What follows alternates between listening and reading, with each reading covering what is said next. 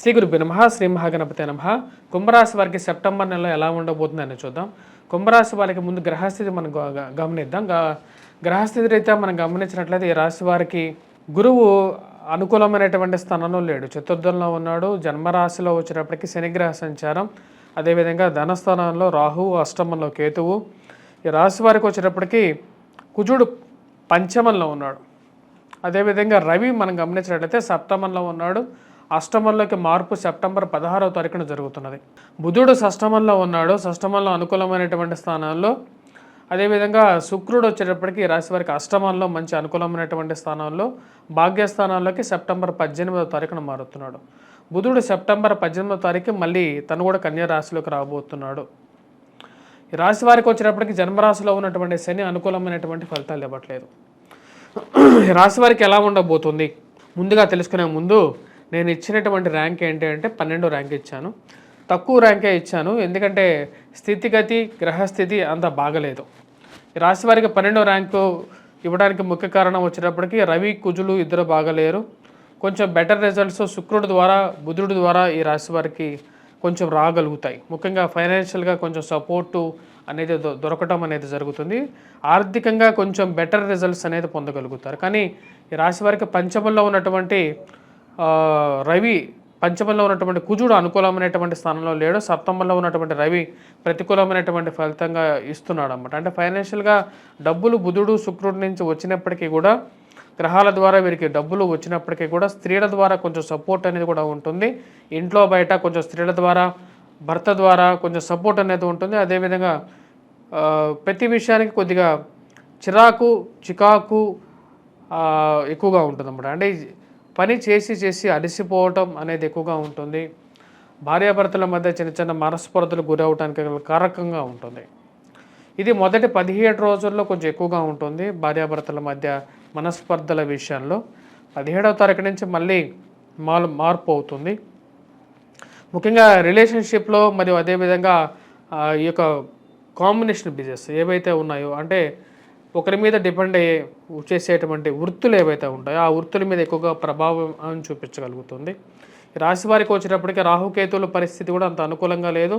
దానికి ప్రభావరీత్యానే వైవాహిక జీవితంలో కుంభరాశి వారికి కొంచెం ఇబ్బందులు, ఫైనాన్షియల్గా కూడా కొన్ని ఇబ్బందులు చేస్తున్నటువంటి వృత్తిలో శని జన్మరాశిలో ఉన్నప్పుడు వచ్చేటప్పటికి ఏ పని ఏ బాధ లేకపోయినప్పటికీ కూడా ఖాళీగా ఉన్నా సరే మానసికమైనటువంటి ఆందోళన అనేది ఎక్కువగా ఉంటుంది.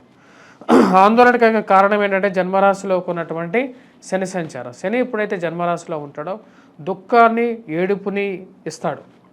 అంటే మనం ఏడకపోయినా సరే మానసిక దుఃఖం కలిగిస్తూ ఉంటుంది.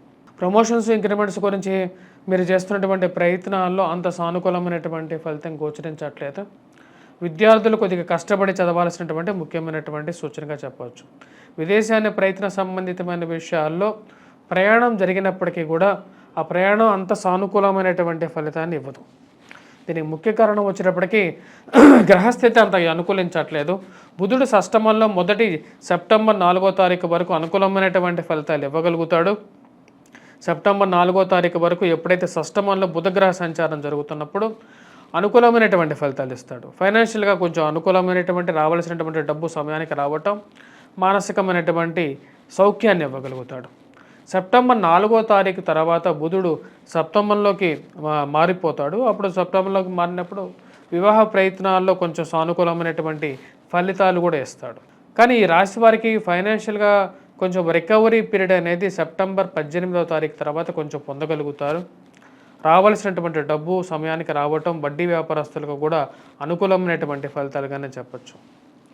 మరియు ఆర్థికంగా కొంచెం నిలదొక్కుకోగలుగుతారు. ఈ యొక్క 18వ తారీఖు తర్వాత ఆర్థికంగా కొంచెం నిలదొక్కుకోవటానికి ఆ దేవుడు మీకు శక్తిని ఇవ్వగలుగుతాడు. రాబోతున్నటువంటి శ్రావణ మాసంలో కూడా మానసికమైనటువంటి ఆనందంతో పనిచేయగలుగుతారు. మీరు చేయాలనుకున్నటువంటి పూజలు ఏవైతే ఉన్నాయో వాటిని కంప్లీట్ చేయగలుగుతారు. మానసికమైనటువంటి ఆనందంతో ఉండగలుగుతారు. ఈ రాశి వారికి వచ్చేటప్పటికి ఈ యొక్క విద్యార్థులకు వచ్చేటప్పటికి ఎలా ఉందని చూద్దాం. విద్యార్థులకు వచ్చేటప్పటికి అనుకూలమైనటువంటి కాలంగానే చెప్పవచ్చు, కానీ కష్టపడి చదవాలి. గ్రహస్థితిలో వచ్చేటప్పటికి గురువు అనుకూలమైనటువంటి కాలంగా లేడు.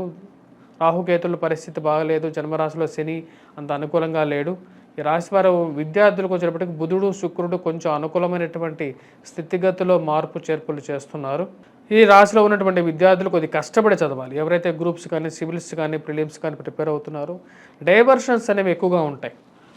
ఏదో ఒక విషయం ఒక అరగంట చదవాలని చెప్పి కూర్చున్నా, గంట చదవాలని కూర్చున్నా సరే వాటిలో మార్పు చేర్పులు అనేది ఉంటాయి.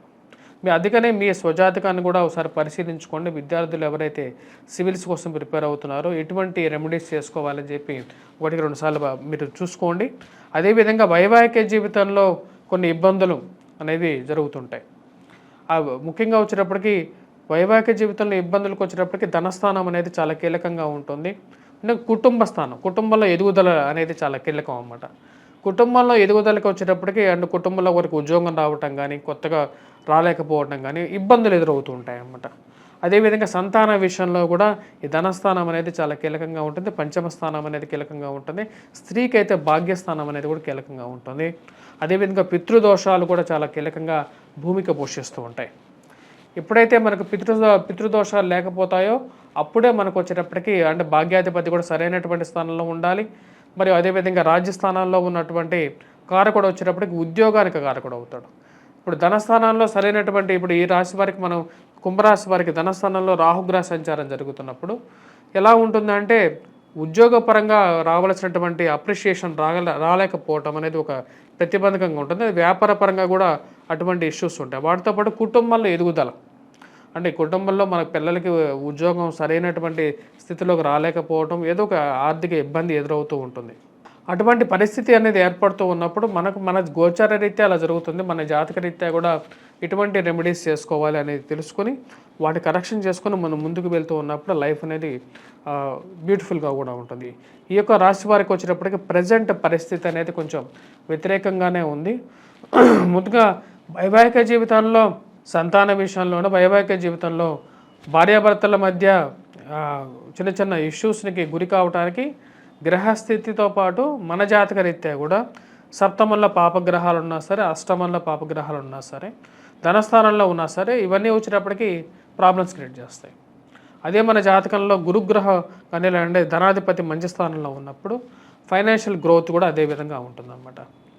సో ఈ రాశి వారు చేసుకోవాల్సినటువంటి పరిహారాల్లో ఎటువంటి పరిహారాలు చేసుకోవాలి, రాబోతున్నటువంటి శ్రావణ మాసంలో మనకు వచ్చేటప్పటికి ఎటువంటి పరిహారాలు చేసుకోవాలి అనేది చూద్దాం. ఈ రాశి వారికి వచ్చేటప్పటికి గురువు యొక్క అనుకూలత విద్యార్థులకు చాలా ముఖ్యం. కాబట్టి అమ్మవారిని పూజించేటప్పుడు శ్రావణ మాసంలో ప్రతిదినం శివుడిని పూజించినా, విష్ణువుని పూజించినా, లక్ష్మీదేవిని పూజించినా సరే ప్రతి ఒక్కటి అనుకూలమైనటువంటి దేవీ దేవతలే. కాబట్టి ప్రతి శుక్రవారం కానీ ప్రతి సోమవారం కానీ మీరు పూజించేటప్పుడు మీరు చామంతులను ఎక్కువగా వాడండి. చామంతులను పసుపులో అద్ది అమ్మవారికి సమర్పించండి. లేకుండా ఉంటే మీరు పూజ చేసే ఏ దేవుడికైనా సరే సమర్పించండి. అదేవిధంగా ఎరుపు తెలుపు పూలని కలిపి మీరు వాడినట్లయితే మీకు రాహుకి కేతువుకి సంబంధితమైనటువంటి ప్రభావం ఏదైనా ఉన్నా సరే పోతుంది. మరి వాటితో పాటు మీరు దీపారాధన ఐశ్వర్యకారకంగా ఉండాలి అంటే మీరు కంపల్సరీగా వాడేటువంటి నూనె అనేది చాలా ముఖ్యం. మరియు పెట్టేటువంటి దీపారాధన స్థలం అనేది ఈశాన్యంలో పెట్టేటువంటి దీపారాధన అనేది ఐశ్వర్యప్రదాయకంగా ఉంటుంది. కొబ్బరి నూనె కూడా వచ్చేటప్పటికి ఐశ్వర్యప్రదాయకంగా ఉంటుంది. స్వస్తి.